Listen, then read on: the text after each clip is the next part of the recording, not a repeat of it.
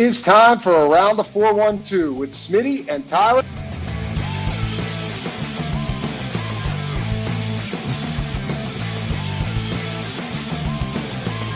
Welcome back to another episode of Around the 412. I'm Tyler. With me, as always, is my co-host Smitty.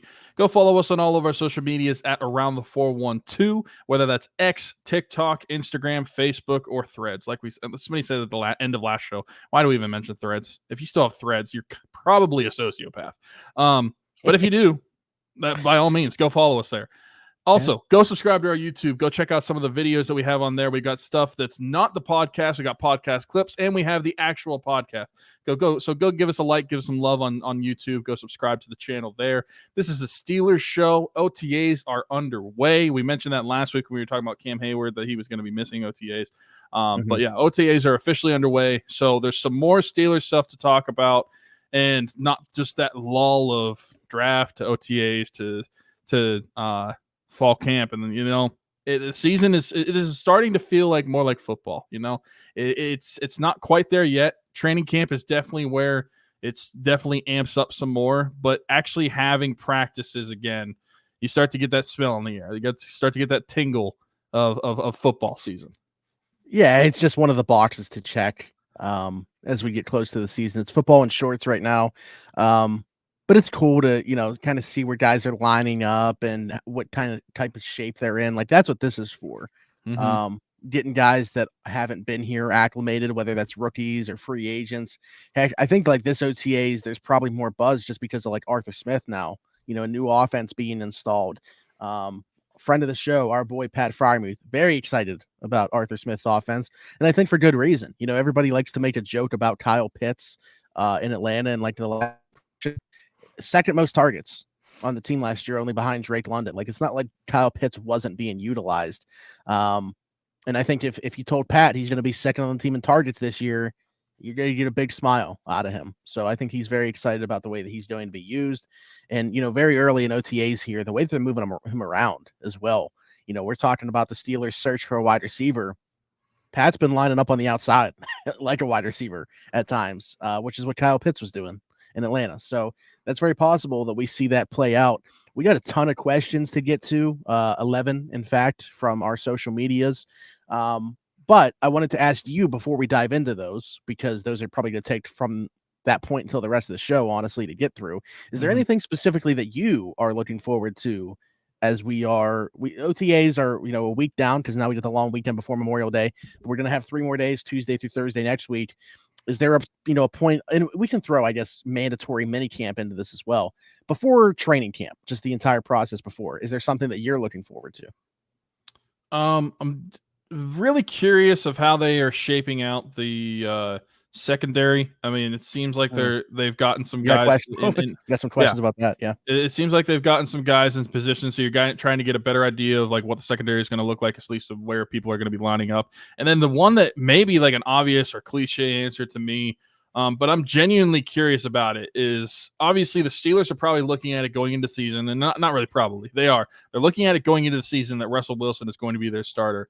But I want to know, like, how close is Justin Fields to Russell Wilson? Like, if it is going to be a competition, and Justin Fields said so, he's not going to have the mentality that he's just going to be sitting behind Russell Wilson all season, which is what you want to hear.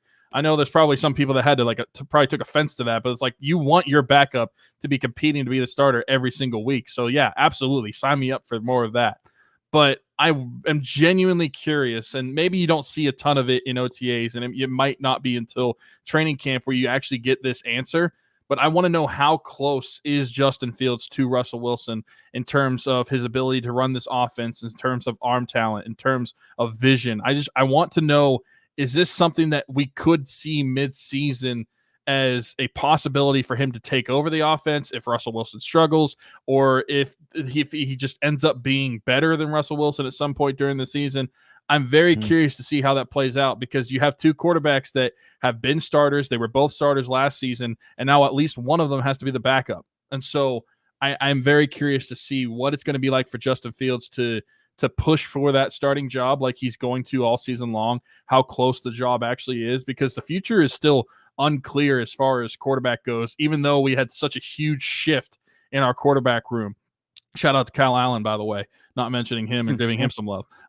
But there's such a shift for the quarterback room, yet the future is still so unclear. You got him on like 1-year contracts. And I'm very curious to see how the Steelers are going to handle that, how the players are going to handle that. Maybe a cliche answer to just talk about the quarterback position, but it's one that I'm very curious about. Yeah, you're the first thing that you said there, just in terms of Justin's mindset coming in here, you're absolutely right. That's what you want to hear from him. If he had any other mindset, that's how you end up getting shipped to Philadelphia to be the backup to Jalen Hurts. So I'm in full agreement with you. I am curious to see how that process is going to play out. And maybe we see a question or two about Justin come to us from the audience. But before we get into that, got to give a shout out to our folks at Game Changers. Smitty, take it away. What's going on, everybody? Smitty from around the 412, and I just want to take a quick second to give a shout out to our folks at Game Changers. Their logo on the screen right now, right above my microphone. Over 2,000 different designs in their catalog. Luxury heavyweight material. I am wearing one of their shirts right now. Best vintage t-shirts in the game. Head over to gamechanger.la or pick6.la to pick up some shirts. And guess what? Use code AT412. Save yourself $10 on your order every single time. Again, gamechanger.la or pick6.la. Best vintage t-shirts in the game. Check them out. Man, I didn't know we had Arthur Smith doing ad promos for us. You're watching over on YouTube. That, you got to see that. Yeah, I mentioned that at the time of doing that was like a day or two after I shaved to just a mustache. So I might have to re-record them at some point. So we'll see.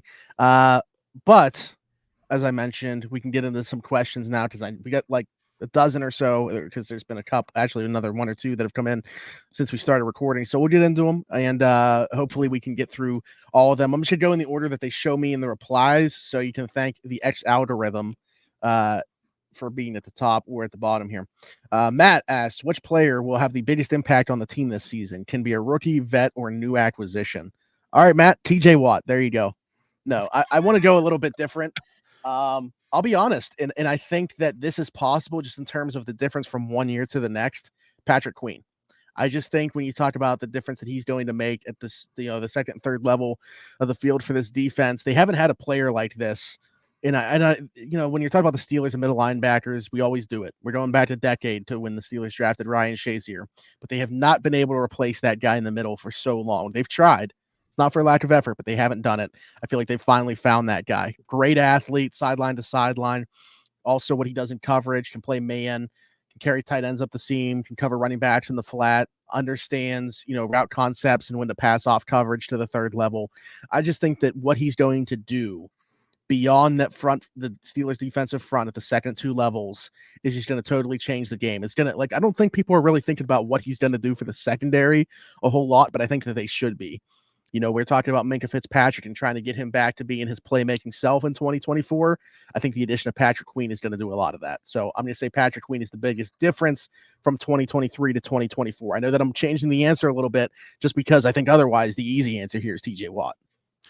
Yeah, I'll kind of change the answer there a little bit as well, because I'm going to flip to the offensive side of the ball. And I feel like when I look at some of the guys that are coming in offensively, it would be really easy for me to say that like a guy like Troy Fautano, your first round draft pick, going to be your starting left tackle probably, that he could have the biggest impact. But when I look specifically at the offensive scheme they're going to run, I look specifically at Arthur Smith as an OC, and I look at what his play calling has been like and what you need to succeed. And this is something we've talked about all offseason. It's something we've talked about pre-draft, going into the draft. I think that Zach Frazier is going to have such a big impact for this offense because with Arthur Smith's scheme, you need such strong center play. And you look at a year-to-year difference from the center play that they're anticipating to have with Zach Frazier than what they got from Mason Cole last year, which, was at times just flat out awful. I think that it's going to make that much of a difference in the run game in the middle of that offensive line. I think it's going to make a huge difference, and Zach Frazier is going to be the pinnacle of that because of the position he plays and the importance that the center position has for Arthur Smith's type of offense. Can I be honest? When you were talking about that, when you switched to the offense, we're talking about Arthur Smith, I thought you were going to do it. I thought you were going to shout out our boy Pat, say that he was the guy on the offensive side of the ball. I wish I could. I wish I could. Bias aside, if I'm looking at this situation for him, I want Pat Freiermuth stock in 2024. Like, I traded for him in a dynasty league. I had to get my hands on him. Like, I just feel like he's going to take off this year.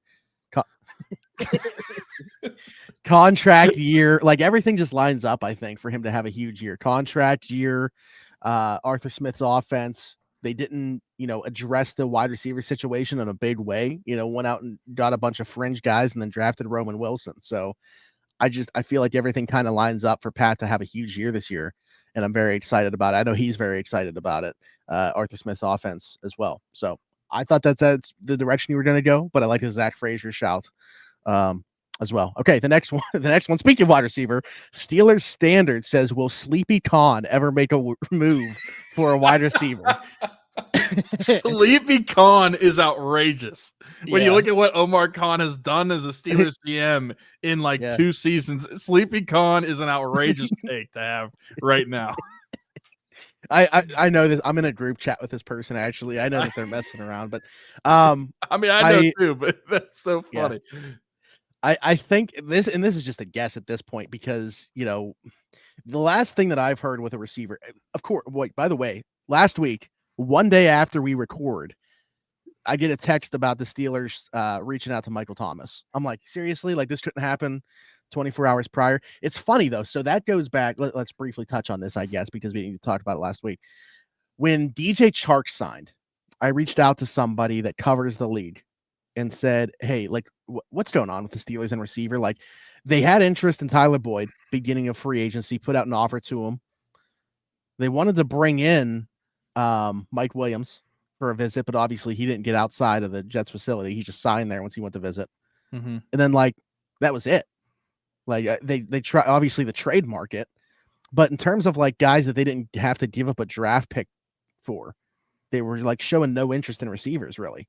So I was like, is there somebody out there still that they might have their eyes on? And they said, not that I've heard directly linked to, but watch for Michael Thomas. And that was 2 weeks prior. So then, last Thursday or whatever comes, and I get a separate text, not from this person. Somebody else texts me and says, hey, the Steelers have been in contact with Michael Thomas.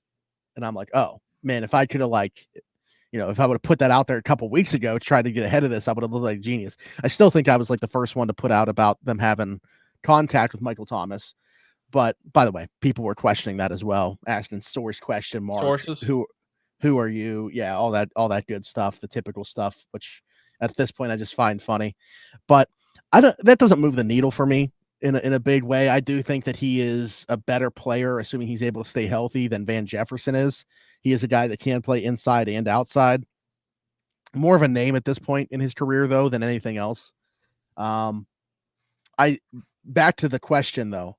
I do believe, and this isn't based off anything, this is just a pure speculation at this point. I think that they add a receiver from now until the time of the first preseason game that they play. Now, when you say add a receiver, I have to clarify. So, when I view Michael Thomas, I think that he is an upgrade at wide receiver 3, but I don't think he's a wide receiver 1 or 2, and I don't even think he's pass catcher 1, 2, or 3, because then you have to add in Pat Freiermuth as well. So you look at him as pass catcher 4, wide receiver 3. Do you think that they would bring in somebody that would be similar level to what I would expect from Michael Thomas, even if it's not Michael Thomas? Or you think that they would try to bring in somebody that could push to be your wide receiver 2 over even a guy like your rookie Roman Wilson, or even have more impact? I won't say more impact than Pat Freiermuth, but just as much as a target in the pass game as him. I think Michael Thomas is a possibility, and I think somebody of that ilk is a possibility, because even if you're going the trade route, I think names that make sense are a Treylon Burks, who I wouldn't categorize as, an upgrade from Michael Thomas. I would kind of throw him in the same bucket, and that's more based off potential than anything else. The name that I really like, if they could pry him away, is Juwan Jennings from San Fran, who in my opinion has been so underutilized there. San Fran with this offseason for the Steelers has just been nonstop. And I think the talk's been around the wrong guys. Like, I mean, if you can get Ayuk out of there, sure, but I see no reason for San Fran to trade him. I would pay him and try to move Debo next year. But they also drafted 2 receivers, one of them in the first round, and Ricky Pearsall.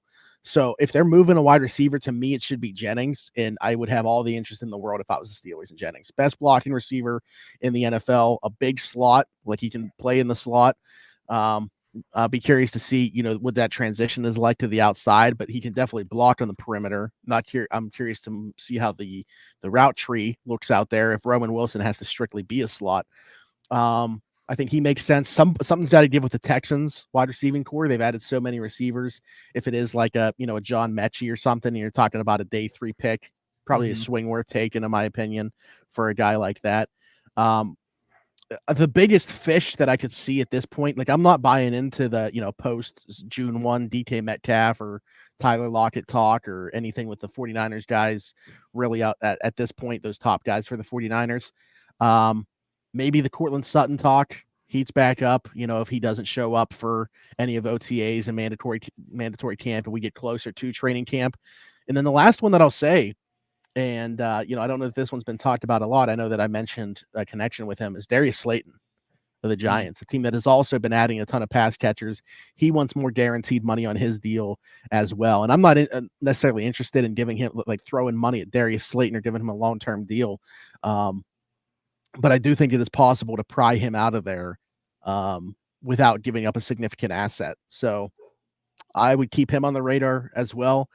But I think the most realistic one, if you ask me for like 3 that I think are the most realistic, probably Michael Thomas, Treylon Burks, and a Houston Texans receiver. I guess John Mechie out of process of elimination. Yeah. So realistically, we're looking at somebody who's probably going to be just an upgrade over your wide receiver 3, not somebody who's going to competing with Van Jefferson. Yeah. Yeah. I don't even think they're competing with Roman Wilson, to be honest with you, whoever they acquire. Like, I think it's more about being an upgrade on Van as the second boundary guy. Well, and that's really what I was getting at, because obviously if they get a guy like Cortland Sutton, that would probably be at least your wide receiver 2. Yeah. So if you get a guy like Ayuk, you could argue that could be your wide receiver 1. So so that's really what I was getting at. So like we're looking at somebody who's probably going to be competing for that wide receiver 3 spot and pass catcher 3 to 4, however you want to distinguish whoever's wide receiver 3 and Pat Freiermuth at that point. Although I actually think I would have Freiermuth higher on the pecking order than Roman Wilson. So I think it's more about whoever this is competing for targets with a rookie Roman Wilson. Okay. Jerry says, how good is the guy at slot looking? Is he a real option? How do the receivers group look? I'm assuming this is about Beanie Bishop, the undrafted guy out of West Virginia. I'm assuming they're talking about slot corner, not slot receiver. Okay. Oh, I took it that way, but I guess we can talk about both. This could be about Beanie Bishop, Josiah Scott, or Roman Wilson, I guess. So we can cover all 3. Appreciate the question, Jerry. Beanie Bishop, a UDFA out of West Virginia, who I do not believe should have been a UDFA. I think he should have gone somewhere on day 3 for sure. Really good player, always around the ball. Played a lot on the boundary at West Virginia, despite his size. Now he's going to play in the slot at the NFL level, and that transition's already kind of been made. I know that we make this comparison a lot, but literally it came from his mouth. Who did he try to emulate his game after? Everybody knows the answer. It's Mike Hilton. So, there's definitely some of his game that shines through when watching Beanie on tape. 4 interceptions last year. I mentioned always around the ball. Plays 100 miles per hour, hair on fire. Not a care in the world. He'll take on anybody. Obviously, he has his limitations due to his size, but I think definitely can be a contributor in the slot early in his career. I don't know about a lot about Josiah Scott, despite the fact that he was on the roster already and is kind of the incumbent guy in the slot that Beanie Bishop has to unseat. But I almost feel like they could maybe have the job together, with one being like a rundown slot and the other being the pass down slot. I expect them to add to that room, though, and we'll talk about that maybe a little bit later on, because somebody had a question about it. If you're asking about Roman Wilson on the offensive side, because again, I assumed it was defense here, but if you were asking about Roman Wilson, man, like just from some videos that you'll see, Like, we knew the speed, right? You can tell, like, you can look at what his 40 was and say he ran a 4.3. You can watch him on tape and see what the straight line speed looks like. But the in and out of breaks is what gets me. Like, it's just so smooth and crisp. Doesn't look like he's losing speed at all when transition and flipping his hips. So like, I'm really excited about what year one is going to look like for him, just because the opportunity that he's going to have as well. Really good situation for him to get a ton of targets in year one and be able to build off of that.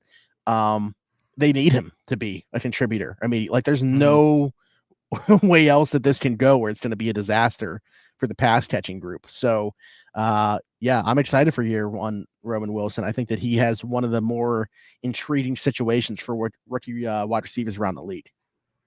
Yeah, I think he has a good situation. He immediately comes in to be no worse than your wide receiver 2 to start, at least as the way the roster is constructed right now. And I think that he has every opportunity to take advantage of that. He was a really good wide receiver. Obviously, you just mentioned showing a lot of good things in OTAs. I'm really excited to see how good he can be, especially because this is a guy that we talked about as just, it feels like he could be a Steeler. It feels like he could fit into this offense with Arthur Smith. And it felt Zach like Azzani loves him too. Yeah, it feels like it's somebody they love. And I saw things that he's just like, he wants to learn everything and absorb everything like a sponge. I feel like that's the type of player that he would love like that, to be able to take in everything that he can to possibly get better at his game. I'm all in on Roman Wilson, and I think you're right. The Steelers really have no wiggle room with the wide receivers right now, because if they don't hit on Roman Wilson in year one, then they're going to have a long season, because it's just going to be George Pickens and Freiermuth getting the targets. And whenever you're only talking about 1 or 2 guys getting those targets, it's really easy for a defense to be able to cover those guys. So they need at least 3 guys, and Roman Wilson is going to be that guy. And as far as slot corner, I'm not even going to embarrass myself to try to talk about Beanie Bishop. I don't know really anything about him, so I will just go with what Smitty said. A lot more when they throw the all pass. I know is it's probably not going to be Luke Barku, who is another possibility that's currently on the roster. But that's the only addition I can add to the slot corner. Yeah, people are going to learn a lot about him. You're going to see, like, right now, Beanie Bishop is present. You're going to learn a lot more about him and really recognize his presence once they throw the pads on. So, do you think there's any possibility as far as slot corner goes? Do you think there's any possibility still that they could re-sign Patrick Peterson before training camp if they wanted to bring him in to be that slot corner? Yeah, I was actually going to mention that. We'll just go to that question now since you asked that. Dune Grass, I don't know what the second part is, honestly. At Willie Parker with a picture of Omar Khan. This is a unbelievably put together profile here. Are the Steelers more likely to land Cam Sutton or Justin Simmons? Between those two, I would say Cam Sutton. I think that, he's been in Pittsburgh twice. He was here a week before the draft. He was here a second time. It's hilarious how I got the information about him being here the second time. I have a friend that happened to see him at Target, near where Cam used to live, and presumably is back in that area again, but he was also looking for furniture. So, well, there you go. I mentioned that to Alan, and actually I put that a post out about it anyway, but I was talking with Alan about it, and he's like, I can see why people would think something immediately, like, regarding football and a reunion here, but also if you consider his situation right now, maybe he's just looking for, this is all that he knew up until last year when he signed with Detroit. He's just looking for the place that he's most comfortable to come back. Like, football aside, maybe he just wants to be back in Pittsburgh as a home. So even if he signs somewhere else, this will be his off-season place to live. Yeah. There's obviously non-football stuff that has to come into the equation there. And I don't know. I have a hard time wrapping my mind around the idea of Cam Sutton coming back to Pittsburgh, just because, so egregious what he did. And I know that, charges were reduced or whatever. I feel like that happens all the time in these situations. And not that I know the nature of everything here, but, it's just the conversations that we have typically revolve around just football. This is a situation that doesn't. The Steelers would have to feel really comfortable about a reunion, and there's a possible suspension on the table here, even if they do re-sign Cam Sutton. So, but I think it's far more likely than Justin Simmons at this point. Going back to the start of free agency, I was told that the Steelers were one of 4 teams in on Justin Simmons. I haven't heard really anything else since then regarding that, though. Like, did they actually make an offer? I know he was looking for about $12 million per season. Obviously, the Steelers weren't going to go near that. Nobody did because he hasn't signed yet. He's eventually going to with somebody, and I'll be curious as to what that contract actually looks like once he does. But I wanted to parlay off this question and say, a reunion with Patrick Peterson or Shannon Sullivan or both, or Cam Sutton and Shannon Sullivan, going back to what I said about the other slot corners on the roster right now.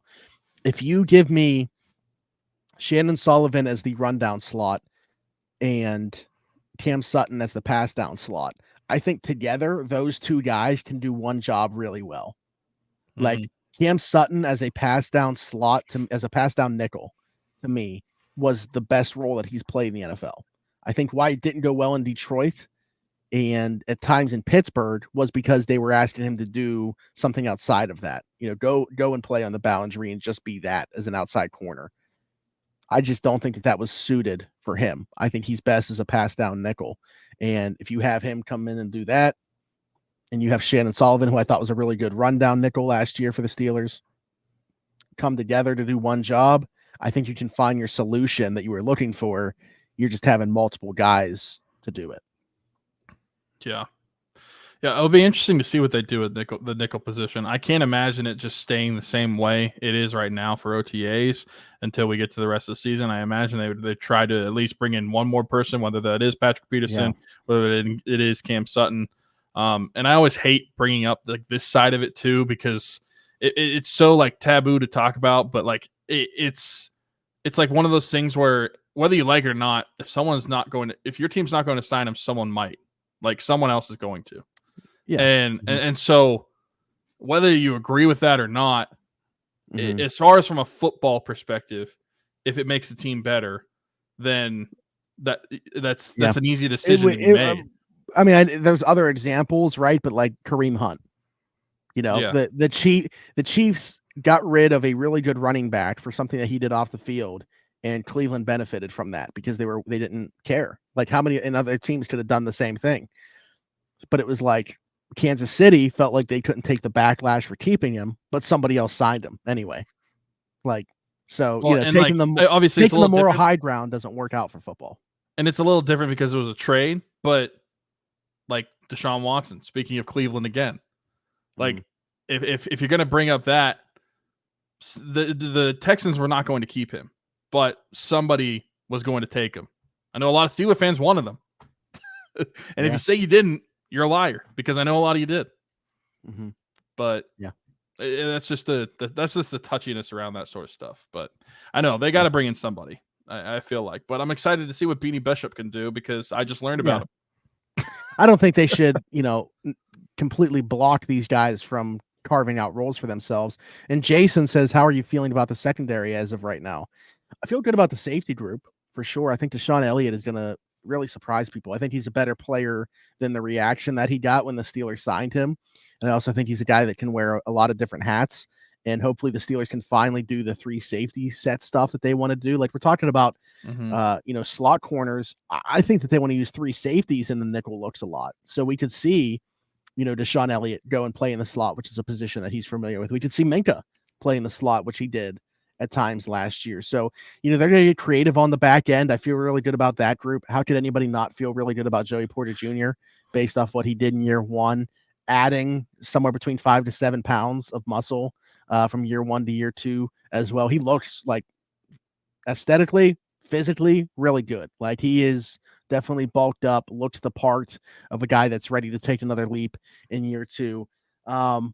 I feel okay about Dante Jackson. I think he's kind of like your run-of-the-mill back-end CB2 type. And then they got a lot of lottery tickets that I'm excited about, but certainly not like banking on to a high degree. Nick is really high, though, on Darius Rush in the way that he's looked coming back this year. So I'm excited about him. Corey Trice, obviously, coming back from the knee injury that I was really excited about when the Steelers drafted him. So we'll see. Ryan Watts, a 6th-round pick, who they're having play everywhere kind of like he's Yeah. another big corner that fits that mold, but also, giving him some run as a strong safety and as a big nickel. And that makes sense, the big nickel stuff to me, because I mentioned this to Alan today. In a division with Mark Andrews and David Njoku that line up their tight ends a ton in the slot, I think there's the need for a big nickel, whether it's Ryan Watts, Corey Trice, or Darius Rush. If one of those guys carve out a role as just like a tight end specialist matchup in the slot, I think that's a win. I think so too. That the secondary is one of the things that I mentioned in the very beginning whenever you asked me about stuff I'm looking for at OTAs, just like where guys are going to line up. And I agree with you that safety to me is way more comfortable, especially from a depth standpoint, as far as who's on the roster right now than what corner is. I like the starting corners on the outside. I mean, Joey Porter Jr., super excited for year 2 of him. But as of right now, I feel good about Dante Jackson. But behind it that's the question mark, right? And you just went through the guys. You have a lot of unproven guys or guys that haven't really performed at a high level before. And so I want to see what some of these guys can do. What can like year 2, like post-injury Corey Trice look like? Because a lot of people were excited about him, us included, going into last season. What can Darius Rush look like in a year 2 of a uniform for him? Ryan Watts, the rookie out of Texas. I mean, there's several guys outside of the starters that I'm just very curious to see what those guys look like. And we just spent some time on nickel as well, the slot corner. We'll see what those guys look like from now until training camp and see who else gets brought in as well. Secondary is one of the things that it's going to be. I feel like it's going to have like not just like turnover, but improved play from last year is what I'm anticipating. I think that they're making improvements, not just different guys who's going to be in the secondary as well.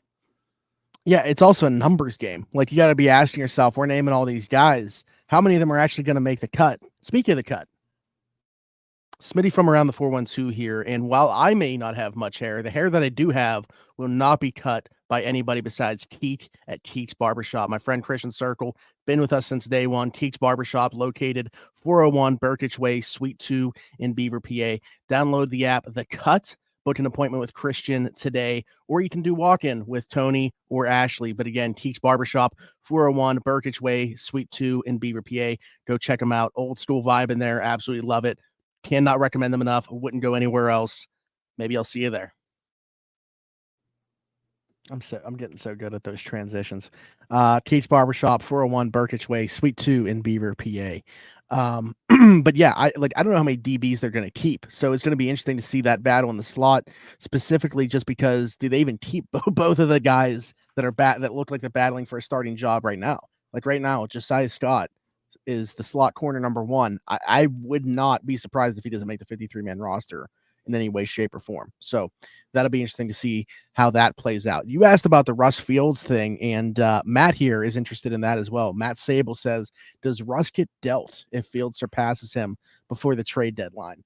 My short answer here is no, because Russ is making nothing from the Pittsburgh Steelers. Like at worst, the worst case scenario, and this is, I'm putting quotations around this worst case scenario, is if for Russ, this is if Justin Fields surpasses him, regardless of what point that is, then he's a backup. And for the Steelers, they got a experienced backup quarterback in Russell Wilson at a very cheap contract, even less than what you would normally pay a backup.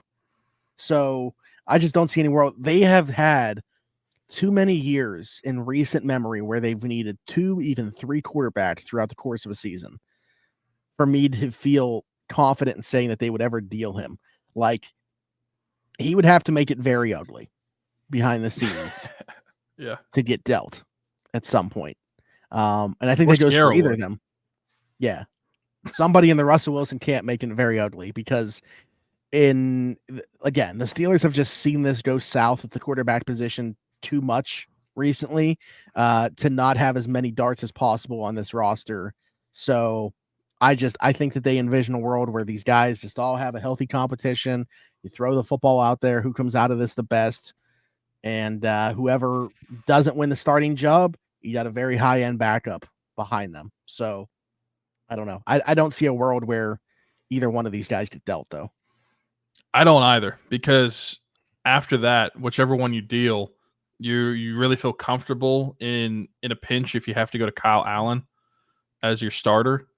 I don't think anybody would feel comfortable with that, especially the team, especially looking at their quarterback play that they've experienced. I mean, it's been bad from a fan perspective, but imagine if you're the franchise that actually built your quarterback room that way, and then you have to look it in the face for a couple seasons and see the outcome on the field unfold right in front of your eyes. I think that's probably even worse for them, and that's why we have a quarterback room this season where the entire room is different than what we saw from the previous couple seasons. And so I don't think there's any way that you're going to see a deal for either Russell Wilson or Justin Fields. I think that you take the quality back up, and both of these guys, if at the end of the season you just want to wipe your hands with them and that's it, you're clean slate and all is done, you can do that. But I think it would be foolish from the Steelers' perspective if you ended up trading one of them just because like Justin Fields beats out Russell Wilson. I think that would be so dumb on the Steelers' part for getting rid of Russell Wilson as a backup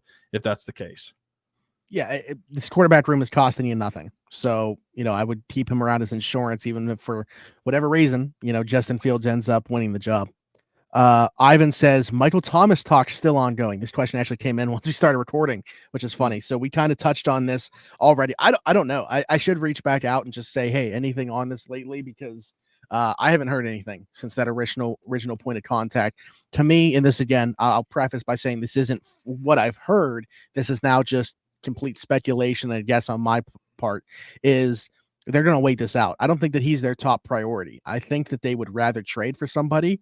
So if we get deep into this thing and we're like before camp and they still weren't able to acquire somebody else, I think that's the point where they re-engage. I think this original point of contact was just to kind of see where Michael Thomas was at. What are you looking for?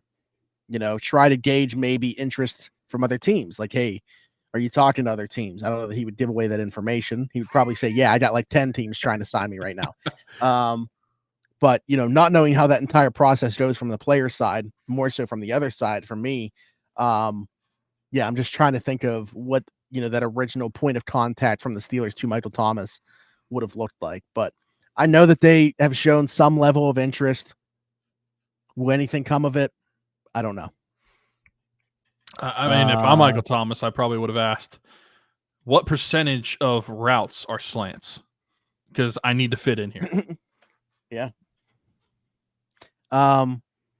Audrey says, what player second-year leap will be needed for the team to have success this season? All of them? I mean, but the most, in probably a cop-out answer, but it's Broderick. I mean, you're trying to replace Dan Moore Jr. now by drafting a tackle in the first round for the second straight year. I think you said earlier in the show, you think Troy's going to play on the left side? I think it's going to be the other way. I might have said left side, but I was just naming a tackle spot. Okay. Because I was just saying, I don't know how you I would assume that they would flip. I might have said left tackle. I probably wasn't even thinking. I probably just said a position because I was getting to my point of Zach Frazier. But no, I would think that Broderick moves to the left side where he was a senior year at Georgia, or I guess junior year at Georgia. I don't know. He left early, and then Troy Fautanu would be the right tackle. Okay, that's how I have it as well. But you're trying to replace Dan Moore now by drafting a tackle for a second straight year in the first round, and Broderick playing mostly on the right side his rookie year. I feel like you could almost say this is a second rookie year now on the left side. Mm-hmm. So, he's going to take his lumps over there. It's going to take some time, but I think he's got to take a huge leap this year for, two quarterbacks, both of them that hold on to the ball a ton. They take a ton of sacks. It's going to be very important for him protecting their blind side to take a leap here in year two. I don't know. Like, to me, that is the obvious answer because of how important the position is. I could go any direction with this though, so I'll be curious as to what your answer is. Well, I mean, the obvious one, and it's the correct one as well, is the one you just said, and so I'll echo what you said too. Is Broderick Jones has to improve, and I think that I liked what you said that he's having a second rookie year, and I think that adds on even more so when you look at his experience at the left side position, even going back to college. Like, he only really had the 1 year at left tackle, on the right every other year before that. And I mean, high school doesn't count, so we're not talking about that. But I think that it's going to be a learning curve for him at this level, because there's going to be a lot of really good guys coming off of that left edge that he's going to have to defend, and he's going to have to get his footwork right. And I think he can do it for sure, but he's one that they're going to have a big jump in terms of play for his second season. And then another guy that I think that you could probably look towards is, for me, and this is looking at the future of the position, is Keanu Benton. I think that the future of defensive tackle, and I've said it so many times, I have no idea how many at this point, is so uncertain for the Steelers, especially with the recent news of all the Cam Hayward stuff that we talked about and touched on last week, that you need to see not necessarily huge improvement, because I thought he was really good as a rookie, but just like adding on to what he did his rookie season in year 2 and proving that he's going to be one of these stalwart guys in the middle of that defense up front for the future of the Steelers, because that position, not a lot of certainty. Larry Ogunjobi not going to be here forever. Cam Hayward, who knows how long he's going to be here in the future, what holds for him. Keanu Benton is, as of right now, your future at defensive tackle. Whether he's going to be in the 0 technique or the 3 technique, whatever they decide to do, he needs to be your future. So I want to see some year 2 jump with him as well. And I mean, it's so hard not to say multiple guys too, because part of me also wants to say Joey Porter Jr., because you want to see that huge leap in year 2 as well. With the state of that room being the shut down boundary corner, especially because you need to have at least one of the sides shut down with the, I don't want to necessarily say uncertain play of Dante Jackson, but like, you're not going to be at the same level as what you could get from Joey Porter Jr. At least you're not expecting to have that same level of play on the other side from you. So you need to be able to shut down half of the field with that. So he needs to take a huge leap in that as well. I mean, there's several guys from last year's class that need to take a huge leap. Maybe that's a cop-out answer for your question, but it's just the reality of the Steelers situation. They've got a lot of starters that were rookies last year, a lot of guys that got playing time, and they need to improve on what they did last season. Yeah. No, I mean, I agree. I would have gone the Keanu Benton route if Broderick wasn't just staring me in the face. So Jay Mars says, biggest difference in CA3. And this comes after Nick Faribault talked to Calvin today, actually, and I was talking with Nick about this, and he said, he was talking to Calvin about what he was looking to improve from last year to this year, and he said the snap on his routes is the biggest thing that he was taking a look at this offseason to improve. And, if you go back and watch Calvin from last year, and again, limited reps, and you're talking about in a Matt Canada offense and stuff like that, I did definitely see the need for that. He doesn't have the frame really to fill into. So I'm not going to get on here and say I wanted to put on 10 pounds of muscle. Just not possible for Calvin to do. That's not who he is. And, I looked at what he could be in Arthur Smith's offense and the competition that they brought in for him. You bring in guys like Quez Watkins and Scotty Miller. That's to push Calvin Austin a little bit, I think. And I think he could have like a Khalif Raymond type role, going back to Art's days in Tennessee when he had a player like that. It's kind of who he reminds me of. So we'll see if Calvin's able to carve out a larger role for himself. He doesn't look any different to me physically. I'll watch him and see if I can maybe see what he's talking about with a snap on his routes, being more decisive, maybe taking less steps within them, not wasting motion at the top of his routes and his breaks. Those are the types of things he's talking about when he says the snap on his route. So nothing that I've seen necessarily right now, but I mean, going back to the additions or lack thereof within this receiving group, every opportunity for Calvin Austin to carve out a larger role for himself in 2024. 100%. I was about to say that for Calvin Austin to improve, it's not necessarily just the Steelers offense and how they utilize him. It's just him individually taking advantage of the opportunity that is put in front of him. Because, I mean, as of right now, we all have Van Jefferson as wide receiver 3, but I don't really see how it's unrealistic that Calvin Austin could play himself into that if he took advantage of that. I think that there's every opportunity for pass catchers on this team to move up or down the depth chart. And Calvin Austin is someone who, I mean, we didn't get a rookie season of. We got a year 2 rookie last year. Limited snaps, limited opportunity. how is he going to take advantage of a bigger opportunity this year with the less chalk depth chart, if you will?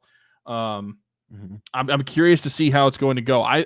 This is a guy that I think has a lot of skill and could be utilized in a lot of different ways in the offense, not just the speed. Like one way that I thought he could be very good, and this goes back to some clips that I saw of him in training camp, was in the red zone, like those quick side to side movements on in the red zone when it comes to being on the goal line. I think that could be utilized by him, but it depends on obviously what the team's doing. But I think it's up to more so to Calvin Austin than the team as far as like what they're doing with their receivers to whether he has success this season, if he's going to make the team this season. And I mean, that maybe sounds like a dumb thing to say because you could say that for everybody, but I do think that he has some skill to him, and I do think that he has every opportunity to take advantage of it this season. Yeah, I think he's in an interesting spot where, again, they brought in some like bottom of the roster type receivers that kind of replicate the skill set, like I said, in Scotty Miller and Quez Watkins. But at the same time, they didn't add a guy in front of him that prevents him from moving up the depth chart either. So like he's in a really odd spot where like he could be completely pushed off the roster or he could be wide receiver 3. Like there's so much in front of Calvin Austin from now until the start of the season that's to be fun to watch play out. KG Gibbons says, how is Holcomb recovering? I think we're going to see him back soon. There was a lot of murkiness, and they've been very mum about his recovery. The only thing that we've really seen are videos of him like running, working out. Of course, that's not him doing football stuff. So, that injury was obviously really bad. We knew it wasn't just an ACL tear. Don't know what all he tore in there, but they said it wasn't his patellar tendon, which would have probably ended his career if that were the case. So I don't know what all extent that knee injury was to, but then Patrick Queen talking about the linebacker room said, when we get Cole back, we think we're going to be an even better group. So I think he's getting closer. Tomlin also said, it's fair to expect within the next couple of weeks, we'll get Cole back on the field. So I think, we're not going to see him at OTAs next week or anything like that. Maybe we do see him a little bit at mandatory mini camp. And then I think definitely at training camp, you'll see him back on the field. The bigger question is, physically, how's he going to respond? And is he going to be football ready, game ready by week 1 of the actual season? I will say with, having Landon back this year, adding Patrick Queen, getting Peyton Wilson in the 3rd round, I don't think it's like as pressing of a need to get him back for week 1. I'll just be happy to get him back in the fold whenever they are able to. But certainly will be a welcome addition for that group when and if you are able to get him back on the field. Yeah, I think so as well. I'm very curious to see when he does get back to football readiness, how they handle that situation. I guess it depends on a lot of the play of his peers too, but like, do they immediately put him back as a starter once he is ready? Or is that something that is going to be Patrick Queen's going to be out there. Sure. The only thing that's keeping Patrick Queen off the field is if he's injured. And so would they take out Landon Roberts for Cole Holcomb once he gets healthy or not? I mean, a lot of that probably depends on Landon Roberts and how he's playing too, but I like the situation that they have as far as the depth of the linebacker room going into the season. And certainly Landon Roberts played above what we thought he would in terms of what he did in coverage last year. Yeah. But I think like in obvious pass down situations, you'd rather have Cole Holcomb or Peyton Wilson on the field along with Patrick Queen than Landon Roberts. So I think that there's roles to be carved out by all of those guys this year for sure. Dave says, does Nick Herbig look like he's put on any weight? He needs to find a way on the field more. I haven't seen, I don't think he physically looks different all that much. I mean, I'll be honest, I just disagree. Because if he's on the field, that means TJ Watt or Alex Highsmith's not on the field. So well, they could do, if you remember back, so Alex's rookie year when Bud was still on the roster, there was times where they'd have all 3 edge rushers on the field at the same time and just be rushing 2 guys off one edge or dropping one of them in coverage just to throw a different look at teams. Didn't they do that a little bit with Mark Ingram too? Melvin Ingram. Yeah. I mean, he was here like that game against Buffalo. Yeah, for sure. But I feel like that was it kind of dipped from that point on. Like that, they did it that game, and then it was used less and less until obviously Ingram requested a trade and they moved on. But yeah, I mean, we've seen them do the 3 edge rusher looks for sure in the past, and I think it's something they could break out this year. Nick doesn't physically look to me that much different. I will say he's still trading it basically like his rookie year by all accounts. You know, talking with Alan, talking with Nick, who are there every day. Like, he's still attached to TJ's hip. Like, he's just a sponge trying to absorb everything that TJ will tell him about playing off the edge. So, like, as a pass rusher, I'm expecting him to, you know, even have a deeper bag this year and more moves. Honestly, my biggest question, and what I feel like everybody's biggest question should be about Nick Herbig, is how's he going to hold up in run support, like, because of his frame. And that's why a lot of people thought he would transition to off-ball linebacker. Obviously, no. With the way that he played his rookie year, he's an edge rusher. And with them not really adding to that position, he's edge rusher 3 for them. He's going to be the number 1 guy spelling Highsmith and Watt this year. So I'm very excited for what he can be. Maybe they get him in a role as like a looper at times, you know, again, going back to like the 3 edge rusher stuff. Bryce Huff, who was with the Jets and just recently went to the Eagles, I believe this past offseason, was the best in the world at that, you know, as the additional pass rusher. So I'll be curious to see if they maybe put him in that role. You know what he can do on special teams as well. But I'm almost like, don't get me wrong, I would very much welcome a reunion with like a Marcus Golden again, just to kind of shore up the edge spot, because behind Herbig it's like Jeremiah Moon, which nothing against him or anything like that, but I'd feel a lot more comfortable about the position if you also had Marcus Golden on the roster. Sounds like it's against him. So, hey, he could outplay him. You could sign a guy and still have Jeremiah Moon outplay him in training camp. But you know, we'll see if that comes to fruition. I'm not sure. He is still just hanging out around there, but I don't want to do anything to stunt Nick Herbig's growth in that same breath. So I'm excited for him. I think that he definitely outperformed what I expected in his rookie year as being a guy that thought that he would make the transition to off-ball linebacker. Dude, he proved me wrong. Preseason Nick Herbig, I just think of that Vince McMahon video. He was special. Yeah. He was special. Hey, I mean, get ready to see it again because he's still a backup, so he's going to be going against backups again. Know. But now he's in year 2, as more experience, so he's gonna ball for sure again in the preseason. I'm excited for it. But yeah, I love Nick Herbig, so super excited for his sophomore season. And I think that's it, because the other one was a joke. Craig said, "Yes, I do have a question. How does one ooze so much sexiness, such as yourself, and will there be any women left for the rest of the men?" I'll hang up and listen. You know, you make one appearance on Sportsnet Pittsburgh, and this is the type of questions you get. There's one more, I guess. Let's talk about what P Money's I did see that's about Brandon Ayuk's story. Mean on Brandon Ayuk's Insta from 8 minutes ago. Yeah, that one for some reason my replies kept trying to hide that one. I will say, as someone who has tried to read the tea leaves in social media before, I don't get it. Especially, and this is even more so like weirder, like being into like high school football recruiting, and as far as college goes, and reading the tea leaves and social media with that, it means nothing. It doesn't mean anything's happening. It literally means nothing. So don't overthink it. You don't get excited about it because it doesn't mean anything pertaining to Brandon Ayuk being a Steeler. I've had to gauge my excitement so many times as far as like what, and this is even worse because you're at least talking about what an adult is posting on social media. I'm trying to read into what like teenagers are posting into social media and expecting that to mean they're going to commit to my college team or something like that. Yeah, don't read into it. It means nothing.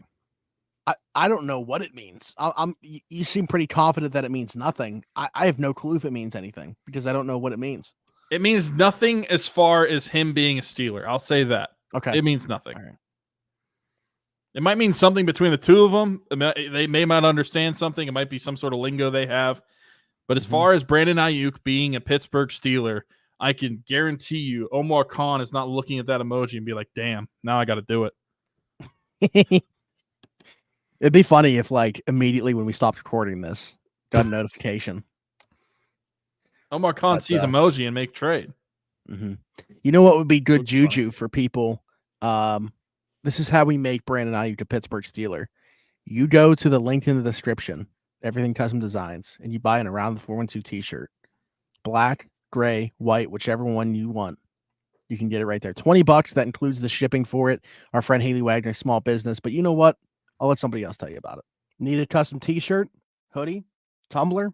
Stop what you're doing. Don't go anywhere else. Check out the link in the description. Everything Custom Designs. Our friend Haley Wagner, small business. She can do all that for you. She even does Around the 412 merch. T-shirts, hoodies, long sleeve tees, bunch of different stuff. I even got a tumbler from her as well. So go check out the link in the description. Goes directly to her Facebook page. All of her stuff can be found there. Again, Everything Custom Designs. Haley Wagner. She does great work. Can't recommend her enough. Go check it out. Very well said. The link in the description. For that, Everything Custom Designs. Now you can buy our shirt directly from that link, and a couple new designs on the way as well. I think that's it. I think that is it. We appreciate all the questions from everybody. We got to all of them as we promised in just under an hour. So not bad. Be sure to like, subscribe, hit that notification bell if you are watching here on YouTube. A lot of people that watch aren't subscribed. So just subscribe. It's free. Costs you nothing. It's like 2/3 of you aren't subscribed. Yeah. So do that. Also comment. Let us know what you're looking forward to through Steelers OTAs and mandatory camp and all that stuff before we do the training camp. Training camp's a whole different beast, and we'll talk about that when the time comes for sure. If you were listening somewhere else, Apple, Spotify, wherever you get your podcast from, be sure to subscribe over there as well. Leave us a 5-star review over there. We appreciate that. But do both. You know, whether you're watching on YouTube or listening somewhere else, just do the other thing that I'm talking about as well. Why not? I'm not saying you have to watch and listen to every single episode, but best way to support us, just do everything that we say. Okay. Let my words guide you into how you can support Around the 412. And go buy a t-shirt as well. Support us and Haley. Everything Custom Designs. Link in the description. Follow us everywhere at Around the 412, all social media platforms. I guess if you want to include threads in that, you can, but X, Facebook, Instagram, all that good stuff, TikTok. I'm going to start posting over there again more. I promise I'll get on it, especially because I just made a TikTok account for my other podcast, Steelers Afternoon Drive, and am posting regularly on there. I will make sure that I just do that for Around the 412 as well. I can't let one of my babies be malnourished. Is that malnourished? Yeah. I mean, You're playing favoritism, if we're being completely honest. Let's just say it how it is. You had your kid for several years. Suddenly, you have a new baby, and the older child gets forgot about. Well, this one's past the fun stage. Like, it's like going on 7 years. That one's still. That's not even 2 yet. So, it's not even 1 yet. You're right. Yeah, training camp of last year was when it was started. So you're right. It's only like 10 months. Yeah, so it still neads you. Mm-hmm. We're just all right, but anyway, this is just getting to be a stupid conversation. Anyways, just follow us everywhere. Smitty for Tyler. This has been the Around the 412 Steelers show. We'll see you next time. Bye-bye.